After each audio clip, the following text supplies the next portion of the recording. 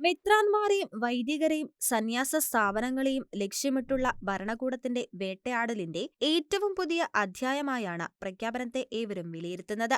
1988 മുതൽ നിക്കറാഗയിലെ പാവപ്പെട്ടവർക്കിടയിൽ സേവനം ചെയ്തുകൊണ്ടിരുന്ന മിഷണറീസ് ഓഫ് ചാരിറ്റിയെ 2022 രാജ്യത്തു നിന്ന് പുറത്താക്കിയത് ആഗോളതലത്തിൽ വിമർശനത്തിന് ഇടയാക്കിയിരുന്നു.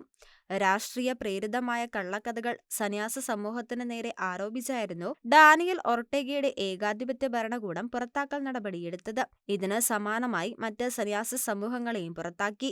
2022 അപ്പസ്തോലിക് ന്യൂൻഷോയെ പുറത്താക്കിയതും നൂറുകണക്കിന് വൈദികരും ബിഷപ്പുമാരും രാജ്യം വിടാൻ നിർബന്ധിതരായതും മെത്രാന്മാർക്ക് തടവ് ശിക്ഷ ലഭിച്ചതും ആശുപത്രികളിൽ വൈദികർ സന്ദർശിച്ച് പ്രാർത്ഥിക്കുന്നതിന് വിലക്കേർപ്പെടുത്തിയതുമുൾപ്പെടെ സഭയ്ക്ക് നേരെ നിരന്തര വേട്ടയാടലാണ് ഭരണകൂടം നടത്തിക്കൊണ്ടിരിക്കുന്നത്.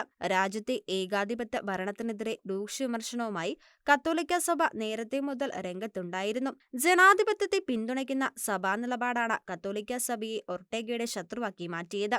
നിക്കറാഗുവയുടെ ഭരണകൂട മനുഷ്യത്വരഹിതമായ ഇടപെടൽ നടപടി ഉടൻ അവസാനിപ്പിക്കണമെന്ന് ഐക്യരാഷ്ട്രസഭയുടെ മനുഷ്യാവകാശ ഉന്നത സമിതി നേരത്തെ ആവശ്യപ്പെട്ടിരുന്നുവെങ്കിലും ഫലം കണ്ടില്ല. ലാറ്റിൻ അമേരിക്കൻ രാജ്യമായ നിക്കറാഗയിലെ ജനസംഖ്യയുടെ ബഹുഭൂരിപക്ഷവും കത്തോലിക്ക വിശ്വാസികളാണ്. Church desk, Shekinah news.